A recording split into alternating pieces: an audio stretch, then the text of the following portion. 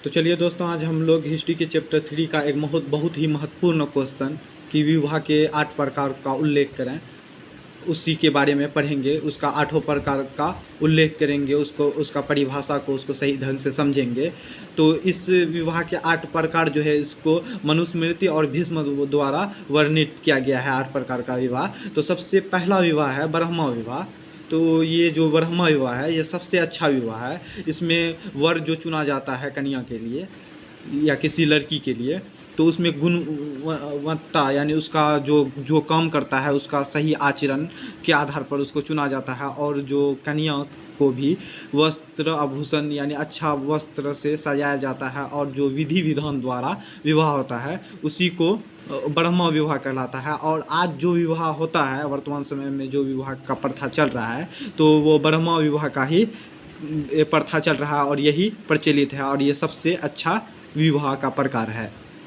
तो विवाह का दूसरा प्रकार है देव विवाह। विधिवत यज्ञ का अनुष्ठान करने वाले पुरोहित के साथ कन्या का विवाह देव विवाह कहलाता है। यानी जो पूजा पाठ के लिए वो जो यज्ञ करते हैं, तो उसके साथ जो विवाह का जिस कन्या का विवाह हो तो उसको देव विवाह कहेंगे, क्योंकि जो वो यज्ञ करते हैं वो भगवान यानी उसका बहुत करीब होते हैं, इसीलिए उसको देव विवाह कहा गया है। तो तीसरा है आर्ष विवाह। वर से एक जोड़ी गाय और बैल प्राप्त कर पिता अपनी पुत्री का विवाह उससे कराता था। यानी इस विवाह में यह प्रथा प्रचलित था कि जो कन्या का पिता होता था और उसका घर वाले होते थे, तो उस वर से एक जोड़ी गाय और बैल प्राप्त या उससे लेकर, यानी उल्टा दहेज, ये समझ लीजिए उल्टा दहेज लड़कों वाला की तरफ से लिया जाता था, तो उसको अर्श विवाह कहते हैं। चौथा विवाह है प्रजापत्य विवाह। तो पिता वर से यह प्रतिज्ञा कराता था कि वह अब उसकी पुत्री मिलजुल कर सामाजिक और धार्मिक कर्तव्यों का निर्वाह करेंगे, तब अपनी पुत्री का विवाह कराता था। यानी प्रजापत्य विवाह में ये जो कन्या का यानी लड़की का जो बाप होता था, उस वो वर से और दोनों से ये प्रतिज्ञा उससे वह वादा करवाता था कि वह मिलजुल कर सामाजिक यानी समाज में जो भी नियम प्रथा है उसका पालन, और धार्मिक जो भी उस धार्मिक कर्तव्य है उसका भी वो सही से पालन करेंगे, तभी अपना पुत्री का विवाह उससे कराता था।